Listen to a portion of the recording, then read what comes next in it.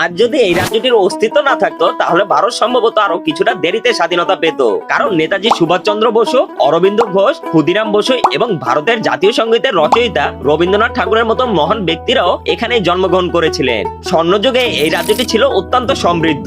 ব্রিটিশরাও এটিকে তাদের গুরুত্বপূর্ণ প্রশাসনিক ও বাণিজ্যিক কেন্দ্র হিসেবে বেছে নিয়েছিল।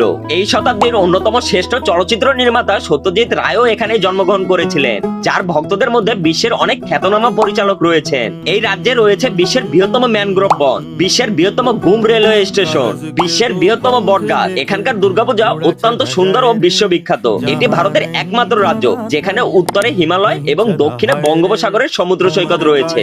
এখানকার ভূমিও অত্যন্ত উর্বর, কারণ এই রাজ্যের মধ্যে দিয়ে হুগলি নদী প্রবাহিত হয়েছে। আর এখনকার কলকাতা শহরটি যেন নিজেই এক শিল্পকর্ম, যেখানে ভারতের প্রথম জাদুঘরটি অবস্থিত। আর এই রাজ্যটি না থাকলে ভারতের মানুষ চা পান করতেই পারতো না, কারণ ভারতের অধিকাংশ চা এখানকার দার্জিলিং এ উৎপাদিত হয়। এই রাজ্যটি না থাকলে জীবনটাই যেন অসম্পূর্ণ থাকতো, কারণ রসগোল্লার মতো মিষ্টি উপহারও হয়তো আমরা পেতাম না। আর এই রাজ্যটির নাম হলো পশ্চিমবঙ্গ। আপনি এই ভিডিওটি কোথা থেকে দেখছেন অবশ্যই কমেন্টে জানাবেন, আর ভিডিওটি ভালো লাগলে লাইক দিতে ভুলবেন না।